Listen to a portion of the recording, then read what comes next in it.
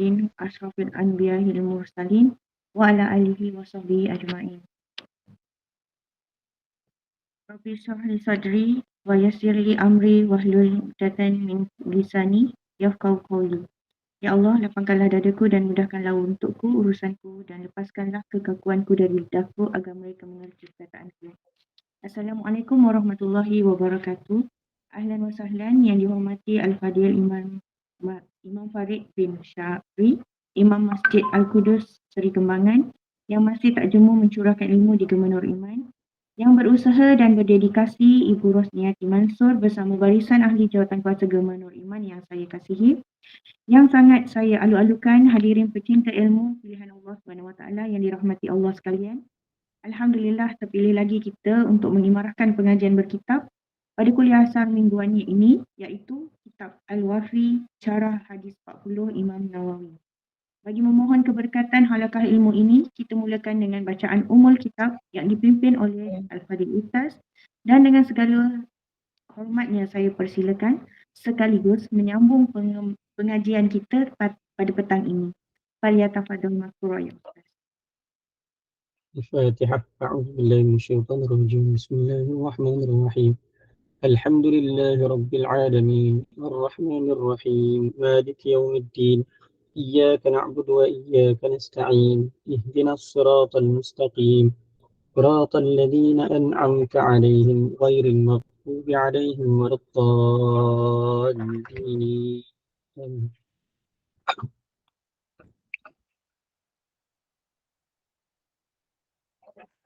Assalamualaikum warahmatullahi ta'ala wabarakatuh. Alhamdulillah nahmaduhu wa nasta'inuhu wa nastaghfiruh wa nu'minu bihi wa natawakkalu alayh wa na'udzu billahi min shururi anfusina wa min sayyiati a'malina.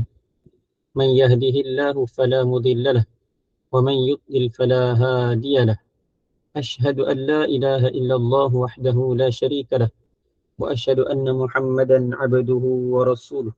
Allahumma salli wa sallim wa barik ala sayyidina Muhammad wa ala alihi wa sahbihi wa man tabi'ahum bi ihsanin ila yaumiddin, amma ba'd.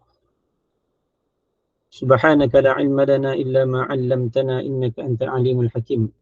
Nawayna at-ta'alluma wat ta'lim wat tadhakkura wat tadhkir wan naf'a wal intifa' wal ifadata wal istifadah wal hath 'ala at-tamassuk bi kitabillahi al-aziz wa sunnati rasulih wad du'a ila al-huda wad dilalati 'ala al-khair ابتغاء وجه الله ورضائه وقربه وثوابه سبحانه. اللهم ألهمنا علما نفقه به أوامرك ونواهيك وارزقنا فهما نعرف به كيف نناجيك يا أرحم الراحمين. اللهم إنا نسألك فهم النبيين اللهم إنا نسألك فهم النبيين وحفظ المرسلين وإلهام الملائكة المقربين. اللهم أغننا بالعلم وأزيننا بالحلم وأكرمنا بالتقوى وجملنا بالعافية. اللهم إنا نستودعك ما قرأناه أو نقرأه في هذا المجلس وما قبله وما بعده، فاحفظه علينا حتى ترده إلينا وقت احتياجنا إليه يا أرحم الراحمين. اللهم أكرمنا بنور الفهم وأخرجنا من ظلمات الوهم وافتح لنا أبواب رحمتك وانشر علينا حكمتك يا أرحم الراحمين. رب اشرح لي صدري ويسر لي أمري واحلل عقدة من لساني يفقهوا قولي، أما بعد. Alhamdulillah, kita bersyukur kepada Allah Subhanahu wa taala kerana dengan limpah kurnia-Nya Allah Subhanahu wa taala telah memilih kita dan memberi kelapangan kepada kita untuk kita duduk dalam majlis ilmu yang mana ianya adalah majlis yang sentiasa dibanggakan oleh para malaikat. Yang mana Allah Subhanahu wa taala sentiasa memberi ruang kepada kita untuk kita sentiasa beroleh keampunan Allah Subhanahu wa taala, sentiasa dilindungi dengan rahmat Allah Subhanahu wa taala. Oleh kerana itu kita kena bersyukur kepada Allah Subhanahu wa taala. Kita kena banyak-banyak syukur pada Allah Subhanahu wa taala. Yang mana daripada awal tahun sehingga penghujung tahun, Allah Subhanahu wa taala masih lagi sayang pada kita. Allah Taala panjangkan umur kita sehingga ke akhir tahun ini, tahun masih 2023, yang mana Allah Taala masih lagi kurniakan kesempatan kepada kita. Mudah-mudahan Allah Taala memanjangkan umur kita untuk kita terus berbakti kepada masyarakat, untuk kita sentiasa terus menambahkan ilmu kita, dan Allah Subhanahu wa taala memberi kita umur yang menyebabkan dapatnya manfaat daripada umur itu. Dan semoga Allah Taala memberikan kita keberkatan dalam umur yang Allah Taala panjangkan untuk kita. Jadi pada petang ini kita sama-sama rujuk, kita sama-sama bermuzakarah dalam membincangkan dari hadis daripada kitab Al-Arba'in, Matan Al-Arba'in Imam Nawawi rahmatullahi alaih, yang mana kita telah pun selesai daripada membincangkan hadis yang ke-18, dan pada petang ini kita masuk satu hadis yang baru, iaitu hadis yang ke-19, yang mana ianya berkisarkan tentang bantuan, pertolongan dan penjagaan Allah Subhanahu wa taala. Yang mana dalam hadis ini Allah Subhanahu wa taala menceritakan tentang pentingnya untuk kita memelihara perintah Allah, untuk kita memelihara segala hukum syariat Allah Subhanahu wa taala. Dan dalam hadis ini Allah Subhanahu wa taala meminta kita untuk sentiasa rujuk kepada Allah Subhanahu wa taala dan membawa kita kepada keyakinan yang betul. Segala manfaat, segala mudarat hanya sahaja datang daripada Allah Subhanahu wa taala. Yang mana hadis ini Imam Nawawi rahmatullahi alaih telah bawa hadis ini, yang mana ianya diriwayatkan oleh seorang lagi sahabat Nabi sallallahu alaihi wasallam, iaitu Sayyidina Abdullah bin Abbas radhiyallahu anhu. Mari kita sama-sama kita baca, kita dengar hadis yang telah ditulis oleh Imam Nawawi rahmatullahi alaih dalam kitab ini. An Abil Abbas Abdullah bin Abbas, ataupun Abdullah bin Abbas radhiyallahu anhuma qala kuntu khalfan nabiy sallallahu alaihi wasallam yawman faqala ya ghulam inni uallimuka kalimatin ihfazillah yahfazka ihfazillah tajidhu tujahaka idza sa'alta fas'alillah wa idza ista'anta fasta'in billah wa'lam anna al-ummata law ijtama'at ala an yanfa'uka bi syai'in lam yanfa'uka illa bi syai'in qad katabahu Allahu laka wa in ijtama'u ala an yadurruka bi syai'in lam yadurruka illa bi syai'in qad katabahu Allahu alayka rufi'atil aqlamu wa jaffatis suhuf. Rawahu Tirmizi rahmatullahi alaih wa qala hadha hadithun hasanun sahihun. Daripada Abul Abbas, iaitu Abdullah bin Abbas radhiyallahu anhuma, beliau berkata, qala kuntu khalfan nabiyyi sallallahu alaihi wasallam yawman. Pada suatu hari aku berada di belakang Nabi sallallahu alaihi wasallam. Aku berada di belakang Rasulullah sallallahu alaihi wasallam. Faqala ya ghulam, maka baginda sallallahu alaihi wasallam bersabda, wahai budak. Ya ghulam, wahai budak. Inni u'allimuka kalimatin. Sesungguhnya aku ingin mengajarkan kepadamu beberapa kalimah. Apa dia kalimah itu? Ihfazillaha. Hendaklah kamu memelihara Allah. Ini peliharalah Allah. Yahfazka. Nescaya dia akan memeliharamu. Ihfazillaha tajidhu tujahaka. Peliharalah Allah. Nescaya kamu akan mendapatinya bersamamu. Wa'lam. Hendaklah ketahuilah. Annal ummata. Sesungguhnya jika seluruh manusia lawijtama'at ala an yanfa'uka bi syai'in. Kalaulah berhimpunnya manusia, seluruh manusia untuk memberi sesuatu manfaat kepadamu, lam yanfa'uka, nescaya mereka sekali-kali tidak akan dapat memberikan manfaat itu kepadamu, illa bi syai'in, melainkan dengan sesuatu,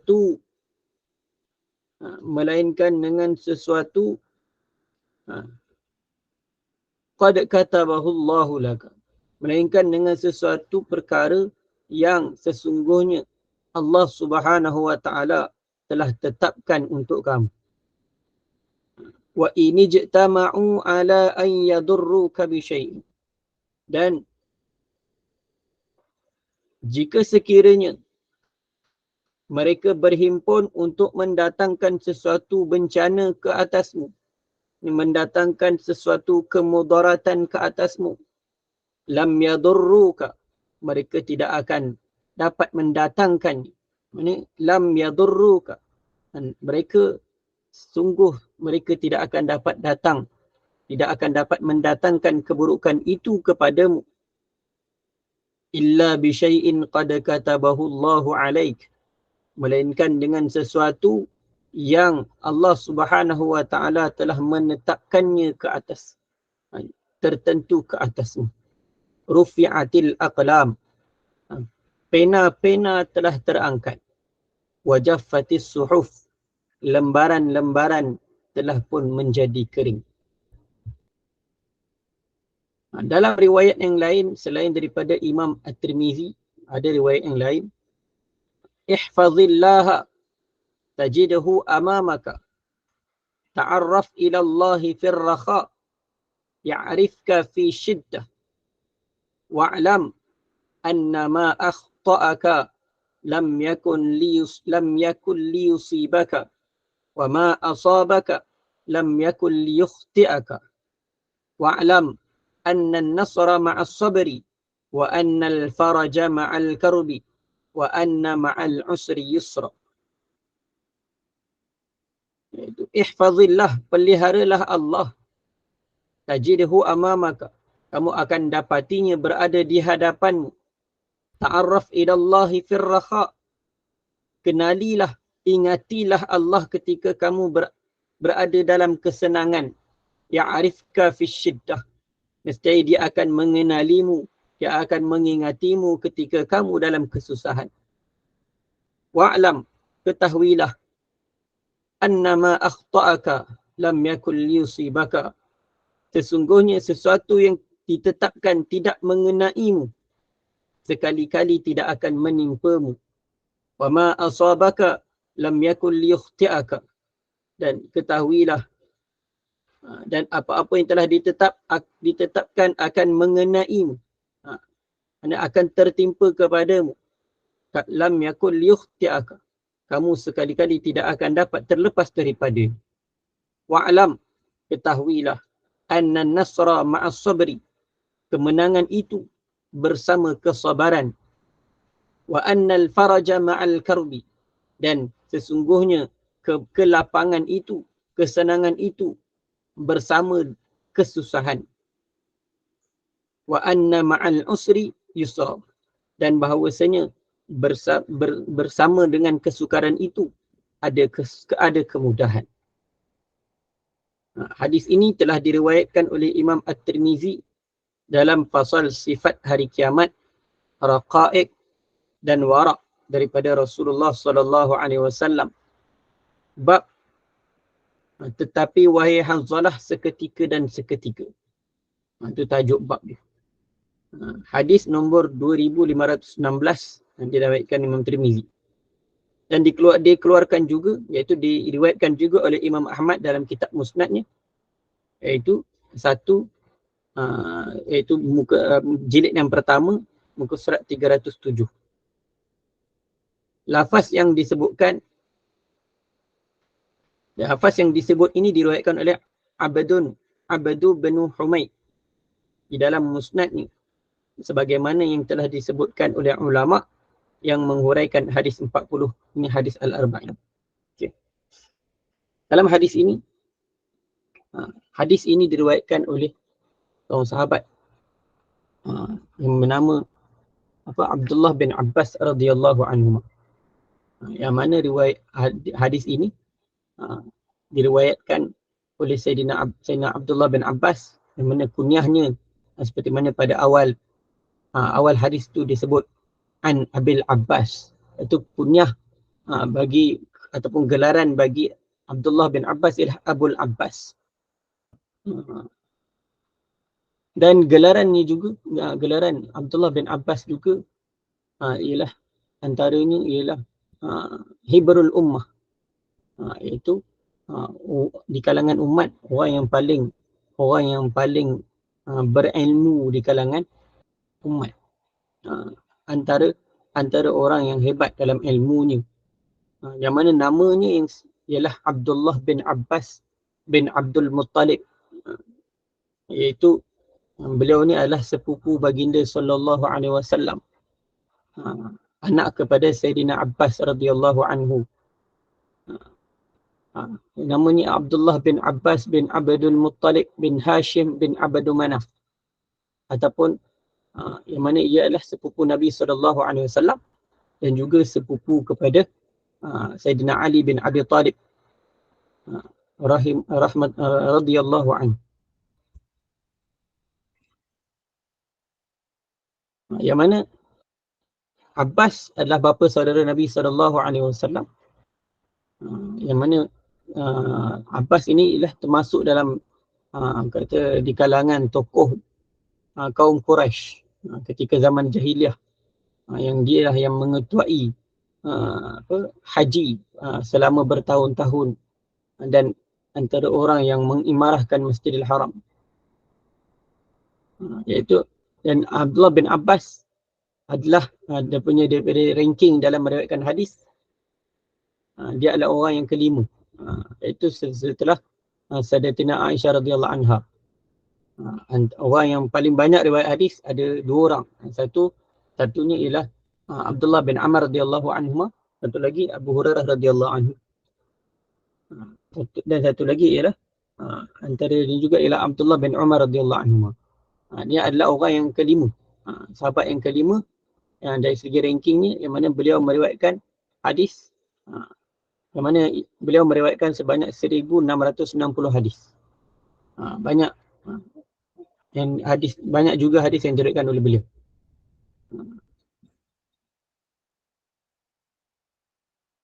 Yang mana beliau ni satu orang sahabat yang ada kedudukan yang dipandang tinggi. Mana dia sebagai orang kata apa, Hibrul Ummah, orang yang banyak maklumat di kalangan umat. Hibr ni lautan, ataupun Baharul Ummat. Kata Hibrun ni orang yang paling banyak mengetahui, orang yang paling banyak tahu. Ada orang yang mana beliau ni satu orang yang Nabi SAW telah doa untuk dia. Yang mana beliau ni satu orang yang faqih dalam antara faqih dalam fiqh, dan juga beliau ni juga adalah satu orang yang faqih dalam bidang tafsir. Sebab itulah antara sahabat di kalangan sahabat, mufassirin di kalangan sahabat yang paling masyhur adalah Abdullah bin Abbas radhiyallahu anhu. Sebab tu kita ada, kalau kita pernah dengar, ada benda tafsir Ibnu Abbas, yang mana dia adalah satu orang yang mahir dalam menafsirkan Al-Quran. Dan beliau lahir 3 tahun sebelum hijrah.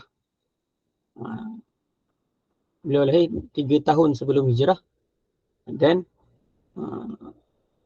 Nabi SAW doakan, iaitu ya Allah berilah dia pengertian dalam bidang agama dan berilah ia pengetahuan tentang takwil, ini tafsir. Mana Allah Subhanahu Wa Taala kabulkan doa Nabi SAW dan Ibnu Abbas radhiyallahu anhuma di kalangan orang yang terkenal dengan penguasaan ilmunya yang luas. Di mana dia punya keilmuan dia terselah. Keilmuan dia terselah.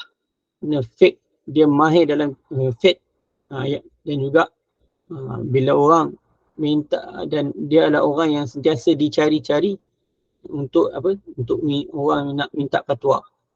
Dan beliau adalah orang yang diberi kelayakan untuk keluarkan fatwa di kalangan sahabat.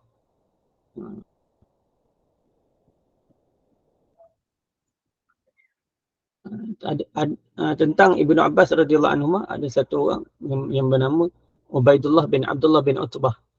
Beliau berkata, tak pernah aku lihat seorang yang lebih mengerti dan lebih memahami daripada Ibnu Abbas tentang ilmu hadis Nabi Muhammad sallallahu alaihi wasallam. Dan beliau adalah orang yang sangat-sangat mahir, yang sangat faham tentang keputusan-keputusan yang dibuat oleh Sayyidina Abu Bakar, Umar dan Uthman.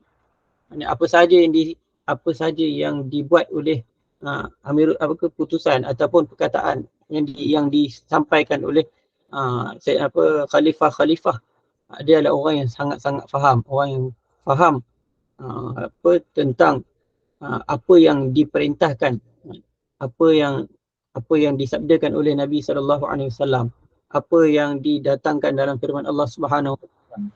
Sebab apa dia adalah orang yang Nabi SAW sendiri doa supaya dia ada mahir dalam ilmu takwil, ilmu tafsir. Dan juga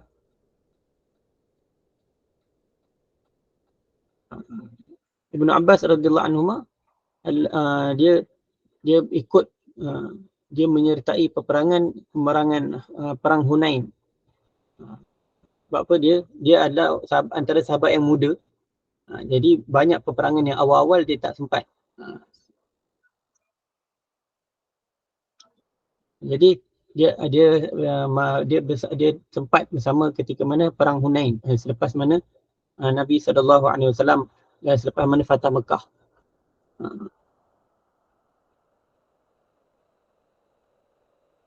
Dan juga beliau pernah dapat Fatah Mekah, dan juga beliau turut serta ketika Haji Wada. Dan beliau juga sempat ketika mana perang Jamal dan perang Siffin, iaitu ketika mana bersama dengan Sayyidina Ali bin Abi Talib radhiyallahu anhu. Beliau wafat di Taif, beliau meninggal dunia di Taif pada tahun 68 Hijrah dan dikebumikan di belakang kawasan Masjid Ibnu Abbas. Makam beliau berada di sana. Jadi ini sedikit kisah tentang Abdullah bin Abbas radhiyallahu anhu. Qala kuntu khalfan Nabi sallallahu alaihi wasallam. Yang mana hadis ini Ibnu Rajab Al-Hambali berkata dalam kitabnya Jami'ul Ulumi wal Hikam, himpunan ilmu dan hikmah, hadis ini mengandungi beberapa wasiat agung dan prinsip utama mengenai perkara-perkara terpenting yang berkaitan dengan agama. Maksudnya dia satu benda yang sangat-sangat penting yang mana ia berkaitan dengan agama dan ia berkaitan dengan keyakinan kita kepada Allah Subhanahu Wa Taala. Setengah ulama berkata, aku telah meneliti hadis ini dan aku mendapati ianya cukup menakjubkan. Amat malang sesiapa yang jahil dengan hadis ini dan tidak mendalami pengertiannya. Hadis ni banyaklah perkara yang penting yang kita boleh ambil manfaat, ambil ibrah daripada hadis ini. Kita tengok pada tentang maksud daripada lafaz-lafaz hadis. Okay. Qala kuntu khalfan nabiyyi sallallahu alaihi wasallam. Sayyidina Ibn Abbas radhiyallahu anhu kata, aku berada di belakang Nabi sallallahu alaihi wasallam pada satu hari. Maksud dia khalfan Nabi ni, dia maksud dia radifa. Maksudnya dia membonceng, membonceng di belakang Nabi. Itu berada di belakang Rasulullah sallallahu alaihi wasallam. Maksudnya menunggang binatang tunggangan di belakang Rasulullah. Ada mengatakan dia kenderaan lain. Ada yang mengatakan dia duduk bersama di belakang Nabi sallallahu alaihi wasallam. Ikut Nabi sallallahu alaihi wasallam di atas satu tunggangan. Sebab tu dia kata khalfan Nabi, aku berada di belakang Nabi. Yang mana yang lebih jelas ialah dia membonceng lah. Dia bonceng di belakang Nabi sallallahu alaihi wasallam. Khalfan aku berada di belakang Nabi sallallahu alaihi wasallam pada suatu hari. Faqala ya ghulam. Maka Nabi sallallahu alaihi wasallam bersabda, wahai budak. Sebab apa dia kata ya ghulam? Ghulam ni maksud dia kanak-kanak. Kanak-kanak. Ataupun panggil kanak-kanak lelaki. Ghulam inilah kanak-kanak yang umurnya di antara berhenti menyusu sehingga 9 tahun. Kalau secara umumnya kanak-kanak ataupun daripada bayi dipanggil sobi.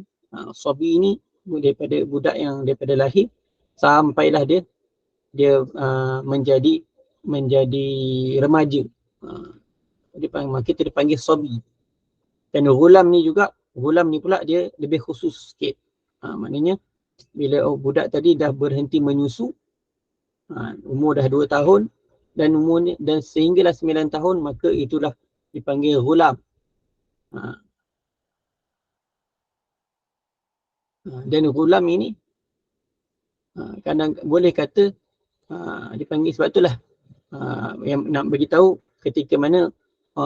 ketika hadis ini disabdakan, umur Sayyidina Ibn Abbas radhiyallahu anhu ketika itu hampir 10 tahun. Beliau masih kecil lagi. Duduk di belakang Nabi sallallahu alaihi wasallam, membonceng Nabi sallallahu alaihi wasallam. Bonceng di atas tunggangan.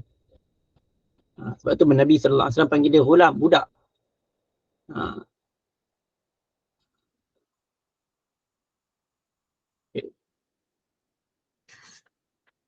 Inni u'allimuka kalimatin. Sesungguhnya aku ingin memberitahu kamu ataupun mengajarkan kamu kalimatin, beberapa kalimah. Dan dekat sini boleh sebut kalimatin. Dia lafaz jamak. Lafaz jamak daripada perkataan kalimatun. Kalimatun. Jadi kalimatun dipanggil muannas lah. Kalimah ada ta yang bukan muannas. Dan dijamakkan kalimah itu dengan lafaz kalimat, iaitu jamak muannas salim. Kalimatin. Dan maksud daripada kalimah. Jadi kalimah ni sebenarnya banyaklah. Kalimah ni dia ada banyak definisi kalimah. Kalau dikata kalau nak dibandingkan dengan dari sudut belajar bahasa Arab, maksud dia kalau kalimah ialah kalau dari sudut belajar nahu, kalimah itu ialah satu perkataan. Bila kalau kata kalimat, beberapa perkataan. Tapi kalau dia dari sudut yang lain, kadang-kadang dipanggil kalimah. Kalimah itu merujuk kepada satu ayat yang panjang. Kalimah. Ataupun mengucap 2 kalimah syahadah. Jadi 2 kalimah syahadah, maknanya dia bukan 2 patah perkataan je. Maknanya dia ada satu definisi yang lain. Maknanya kalimah itu merujuk kepada sesuatu ayat. Ayat yang sempurna. Maknanya bila kata kalimat, maknanya nak beritahu beberapa nasihat. Ini kalau kata kalimat, bukanlah beberapa kalimat, beberapa patah perkataan. Sebab apa kalau kata kalimah, dalam kalau kita belajar nahu, kalimah menunjukkan ialah himpunan, satu kalimah itu ialah dengan himpunan beberapa huruf membentuk satu kalimah. Himpunan beberapa huruf membentuk satu kalimah. Jadi kalau sini kalimat, maknanya beberapa kalimah perkataan lah. Tapi kat sini kalimah ini memberi makna kata-kata yang mengandungi nasihat. Kata-kata yang mengandungi nasihat. Maknanya satu kalimah itulah sudah satu perkataan, satu ayat yang sempurna. Bila kata kalimat, iaitu banyak perkara, beberapa nasihat yang akan disampaikan oleh baginda sallallahu alaihi wasallam. Inni u'allimuka kalimat, aku nak mengajarkan kepada kamu sesuatu nasihat, aku nak bagi tahu beberapa perkara lah, beberapa pesanan kepadamu. Okay. Ihfazillah. Kalau kita terjemah secara literasinya ialah hendaklah kamu menjaga Allah, hendaklah kamu memelihara Allah. Maka kalau kita ambil dari segi makna literasi, maka ianya tidak boleh difikirkan bagaimana kita ni menjaga Allah. Sedangkan Allah Ta'ala itu maha besar, maha hebat dan sebagainya. Bagaimana yang dikatakan pelihara Allah? Maksudnya ialah kenalilah batas-batas yang telah digariskan oleh Allah Ta'ala, jagalah ia dan janganlah melampauinya. Maknanya hendaklah kamu menjaga segala perkara yang telah ditetapkan oleh Allah Ta'ala. Peliharalah hukum hakam yang Allah Ta'ala telah tetapkan. Itu maksud dia. Ini beriltizamlah dengan perkara yang difardukan. Sentiasalah berusaha untuk melaksanakan apa yang telah diwajibkan. Dan sentiasalah bertakwa kepadanya. Itu maksud ihfazillah. Pelihara Allah maksudnya pelihara perintah Allah. Peliharalah apa yang telah diperintahkan oleh Allah Ta'ala dan peliharalah diri daripada melakukan perkara-perkara yang telah diharamkan oleh Allah. Iaitu dengan melakukan perkara yang perintah dan meninggalkan perkara yang dilarang. Itu dipanggil ihfazillah. Okay. Ihfazillahi yahfazka. Yahfazka ialah ia adalah jawab kepada amar. Jawab kepada fi'il amar tadi. Ihfazillah, ihfaz. Ihfaz ialah lafaz perintah. Hendaklah kamu memelihara Allah. Jadi satu lagi, bila kata ada satu perintah, maka nak menunjukkan natijah, nak menunjukkan kesan daripada melaksanakan perintah, maka didatangkan satu lagi perkataan yang dipanggil jawab kepada perintah. Jawab kepada amar. Apabila kamu memelihara Allah, memelihara perintah Allah Ta'ala, maka balasannya, natijahnya ialah Allah Ta'ala akan memelihara kamu. Dia akan memelihara kamu. Maksudnya ialah dia akan memelihara dan menjaga diri, keluarga, agama dan dunia kamu. Bila kamu taat perintah Allah, ikut cara Nabi SAW, pelihara agama Allah Ta'ala, pelihara kesucian agama Allah Subhanahu Wa Ta'ala. Jangan biarkan agama itu dinodai, jangan biarkan agama itu dipermainkan, jangan biarkan agama itu sentiasa diperkotak-katikkan. Maka itulah makna yang dikatakan pelihara Allah. Pelihara Allah. Maka natijah ataupun kesan daripada kita berusaha memelihara perintah Allah, memelihara hukum hakam Allah, maka Allah Ta'ala akan balas dengan apa? Yahfazka. Allah Ta'ala akan pelihara kamu. Diri kamu Allah Ta'ala akan pelihara. Keluarga kamu Allah Ta'ala akan pelihara. Agama kamu. Bukan setakat itu saja. Dunia kamu. Kehidupan dalam dunia kamu ini, harta benda kamu, semuanya dalam pemeliharaan Allah Ta'ala apabila kamu jaga perintah Allah. Ihfazillah tajidhu tujahaka. Ihfazillah tajidhu tujahaka. Allah Ta'ala ulang lagi. Nabi SAW ulang lagi. Ihfazillah. Hendaklah kamu pelihara Allah. Hendaklah kamu pelihara perintah Allah. Hendaklah kamu pelihara. Jangan kamu langgar larangan Allah Subhanahu Wa Ta'ala. Tajidhu tujahaka. Tajidhu tujahaka. Nescaya Allah Ta'ala sentiasa tujahaka, ataupun adalah satu lafaz lain yang tadi pun kita ada baca, tajidhu amamaka. Tujahaka maknanya dia berada di hadapan kamu. Yang maksud dia akan berada bersama-sama dengan kamu. Allah Ta'ala akan serta, pandangan Allah Ta'ala akan sentiasa bersama dengan kamu bila kamu pelihara perintah Allah. Bersamamu maksudnya kamu akan dapati dia bersama-samamu dalam memelihara, menyokong, menolong dan membantumu walau di mana sahaja kamu berada. Ini Allah Ta'ala akan sentiasa pelihara kita. Allah Ta'ala akan pelihara masa di hadapan kita. Bantuan Allah Ta'ala sentiasa akan bersama dengan kita. Apabila kita menjaga hukum hakam Allah Subhanahu Wa Ta'ala. Apabila kita memelihara agama Allah Subhanahu Wa Ta'ala. Memelihara kefarduan yang telah ditetapkan oleh Allah Subhanahu Wa Ta'ala. Iza sa'alta. Atau Iza sa'alta fas'alillah. Iza sa'alta fas'alillah. Apabila kamu meminta, apabila kamu ingin meminta, apabila kamu ingin memohon. Iza sa'alta. Maksudnya, kamu ingin meminta sesuatu berhubung dengan urusan dunia maupun agama. Apabila kamu nak minta sesuatu, sama ada untuk urusan agama ataupun untuk urusan dunia, sa'alta fas'alillah. Maka hendaklah kamu minta pada Allah. Hendaklah kamu sentiasa tawajuhkan diri kamu kepada Allah Subhanahu Wa Ta'ala.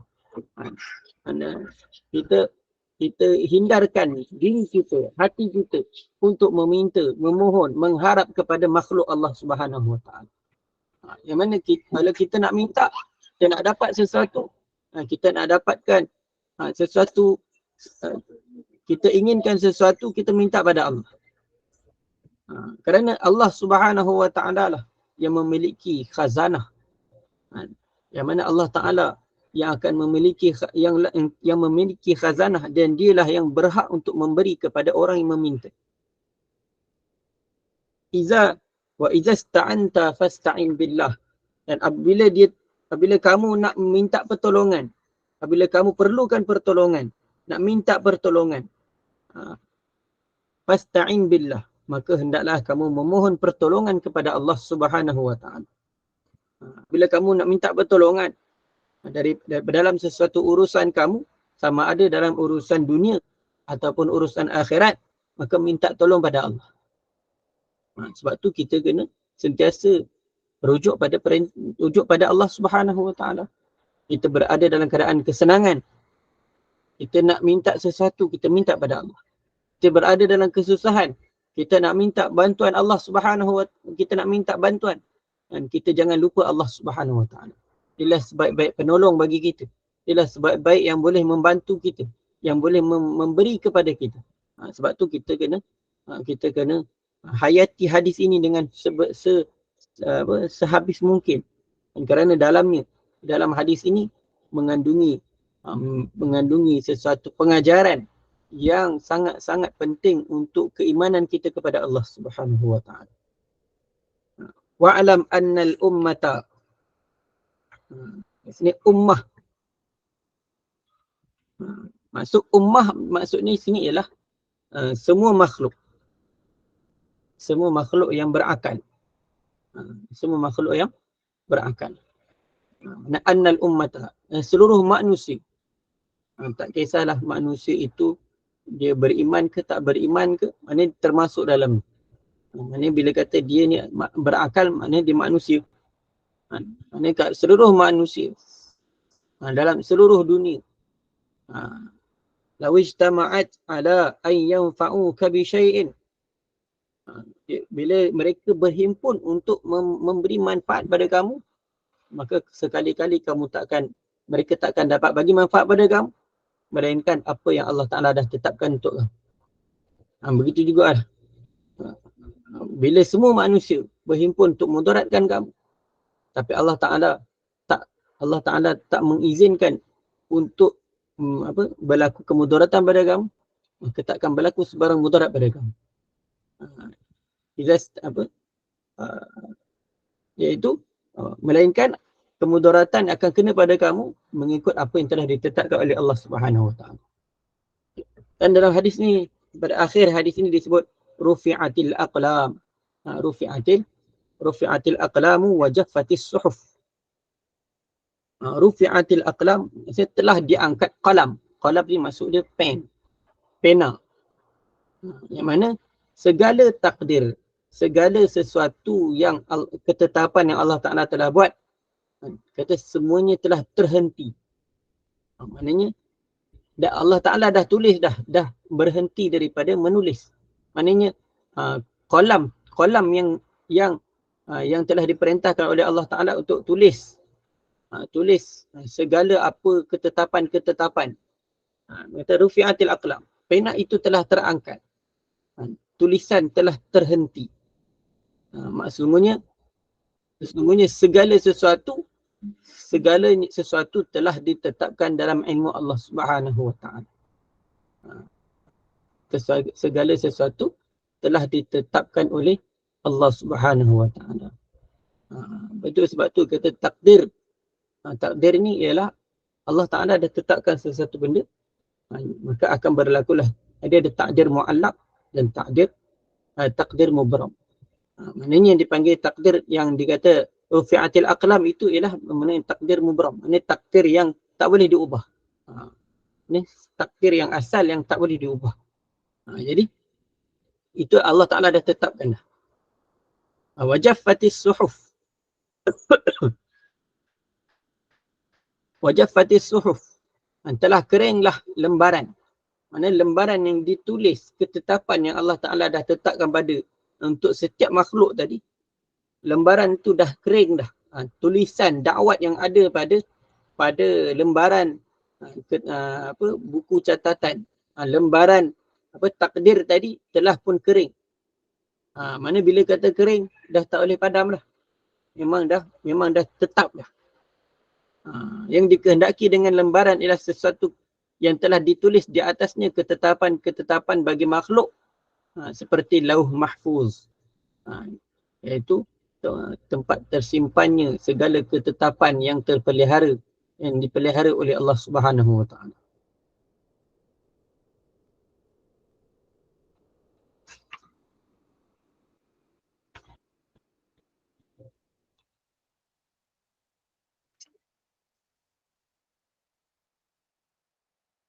Bila kata dia bila sebut jaffah, jaffatis suhuf, jaffa yajuffu. Jafaf, maksudnya jafaf ni benda yang maksudnya dah muktamad dan tetap akan begitu. Dia tidak akan berlaku penukaran dan perubahan pada dia. Ini benda dia jafun maknanya jaffa, kering. Kering. Jadi bila dah kering, dia memang tak boleh nak tukar dah, tak boleh nak ubah. Ta'arraf ila Allahi fir rakha. Itu hendaklah kamu mengingati Allah Subhanahu Wa Taala ketika mana kamu berada dalam kesenangan. Ar-rakha maksud dia kesenangan, kelapangan, kesenangan hidup.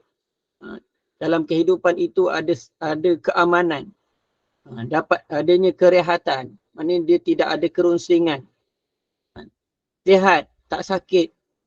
Ada kekuatan, tak lemah. Dan yang seumpama dengannya. Maknanya itu semua dalam ta'rif, dalam konteks rakha, iaitu berada dalam kesenangan hidup. Maka ketika itu hendaklah kamu mengingati Allah Subhanahu Wa Taala. Ta'arraf ila Allahi fir rakha. Ketika mana kita tak dibelenggu dengan kesakitan, ketika mana kita tak dibelenggu dengan kemiskinan, ketika mana kita tak dibelenggu dengan kesusahan, kematian dan sebagainya, maka Hendaklah kita ingat Allah pada ketika itu. Hendaklah kita ingat Allah dalam keadaan senang. Nescaya Allah Ta'ala akan membantu kita dalam ketika mana kita susah. Allah Ta'ala akan kenal kita. Allah Ta'ala akan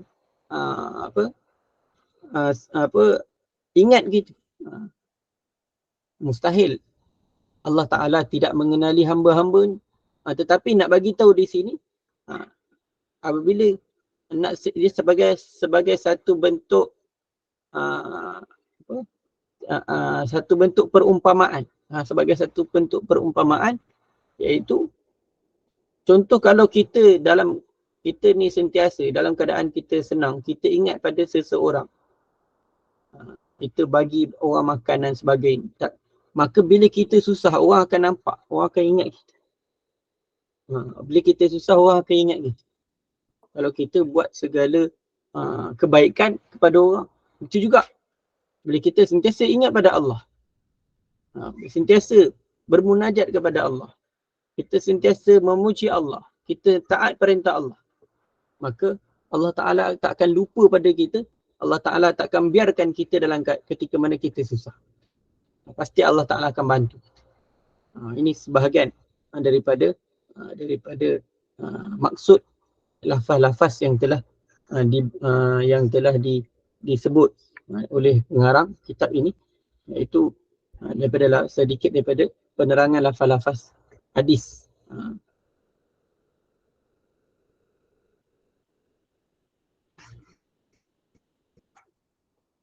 Jadi hadis ini mempunyai banyak pengajaran-pengajaran yang mana kita sama-sama kita telusuri ibarah-ibarah yang ada dalam hadis ini pada masa-masa yang akan datang.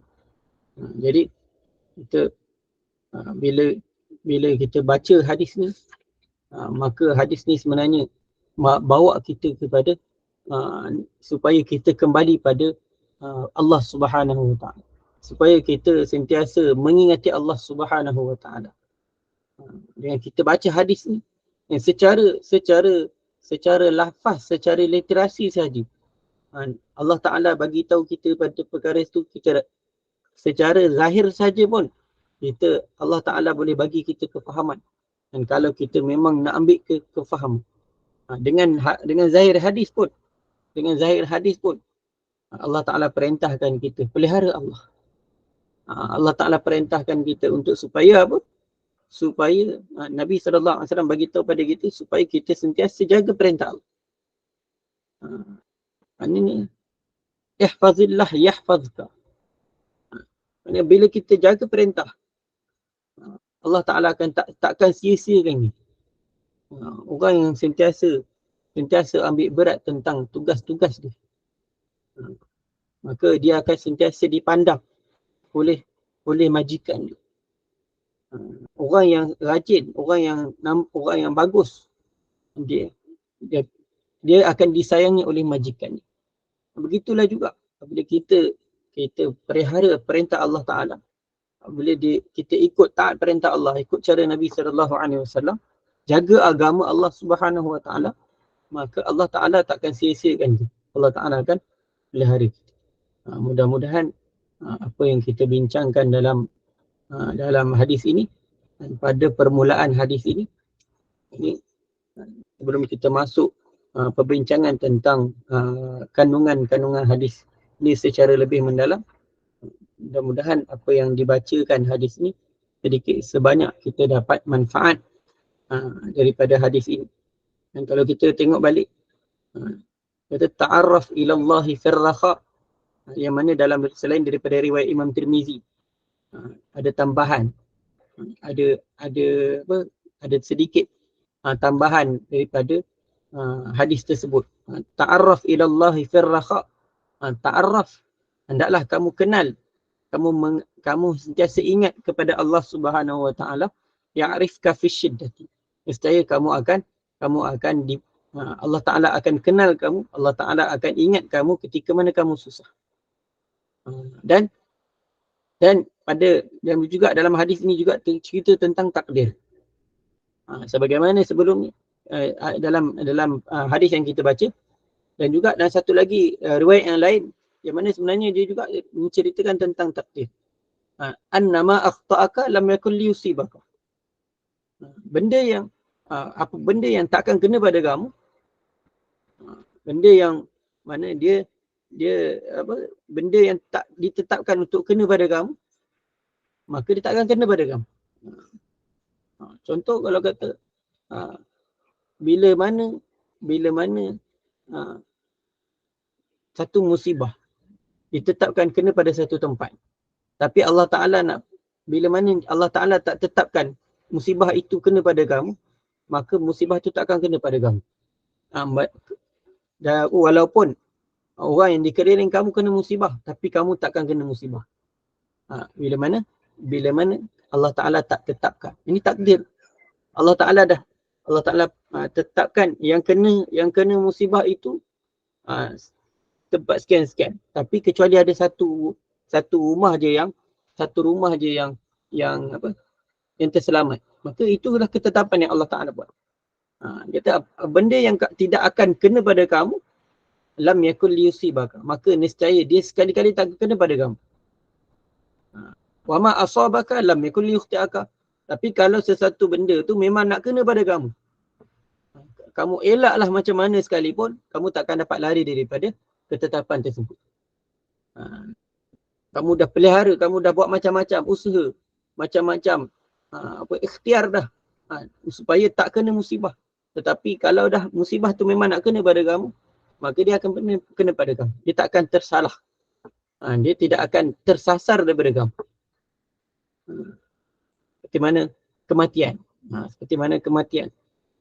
Orang buatlah macam mana sekalipun, orang yang mana dia nak lari daripada tapan Allah Ta'ala, dia tak akan mampu untuk lari.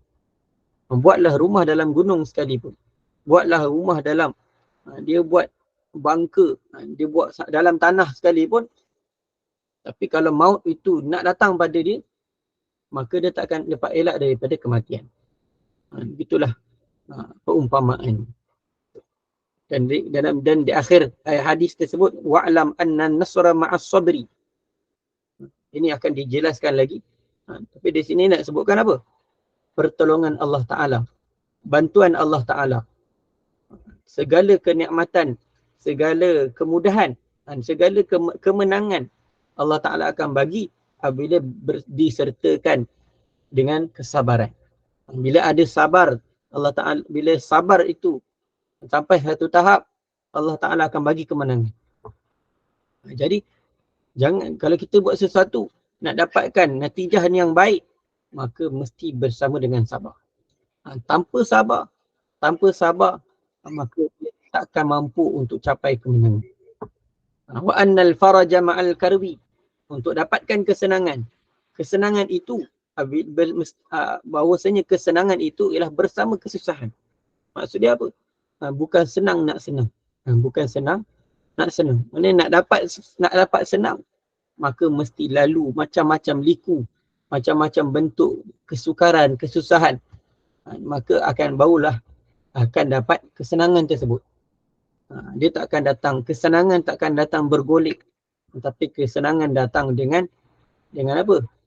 Dengan usaha dan susah payah. Dengan usaha dan susah payah. Begitu juga hari ni kita nak dapat syurga.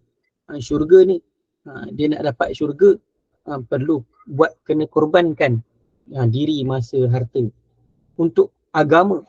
Korbankan dunia untuk agama, barulah kita akan dapat syurga Allah Subhanahu Wa Ta'ala. Wa anna ma'al usri yusra. Dan bahawasanya bersama kesusahan itu akan dapat adanya kemudahan. Bersama kesusahan itu akan adanya kemudahan. Ini hadis ini, mudah-mudahan hadis ini kita dapat ambil pengajaran dan dapat kita sama-sama amalkan dalam kehidupan kita, dan kita sentiasa duduk dalam majlis ilmu supaya kita dapat pemahaman yang mendalam dalam ilmu agama Allah Subhanahu Wa Ta'ala. Tak kisahlah kita belajar apa, tapi kita sentiasa letakkan dalam diri kita niat dalam kita belajar agama, bukan setakat kita nak dapat ilmu semata-mata.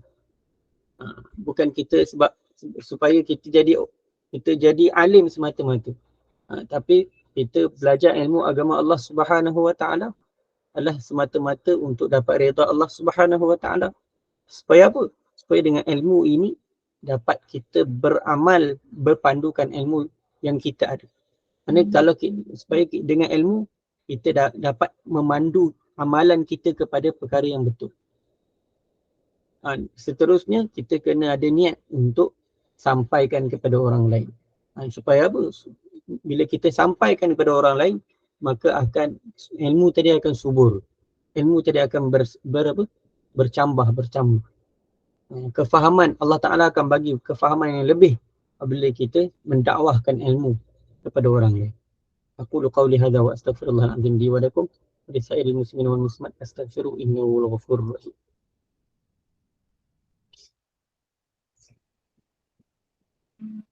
Ustaz.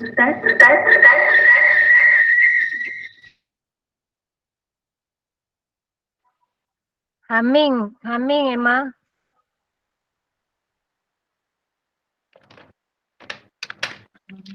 Ustaz nak buka soalan ke macam mana? Atau Ustaz ada urusan lain? Saya petang ni ada urusan lain. Jadi saya tutup je lah untuk petang ni ya. Boleh.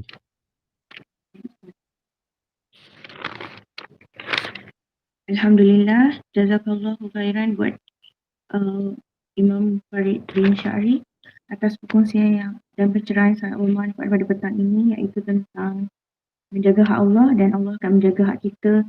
Mintalah pertolongan daripada Allah agar dan berilah pertolongan juga kepada orang yang meminta. Selain daripada itu, kita juga hendaklah beriman kepada qada dan qadar, mengingati Allah ketika senang, dan kemenangan akan bersama dengan kesabaran, dan setiap kepayahan tu ada kesenangannya. Jadi dalam hadis ni memang banyaklah manfaat yang akan kita dapatkan kalau kita mendapatkan kefahaman itu. Jadi kita sentiasalah harus berdoa semoga Allah memberikan banyak kefahaman kepada kita atas apa yang kita pelajari. Alhamdulillah. Terima kasih atas perkongsian yang Ustaz telah berikan.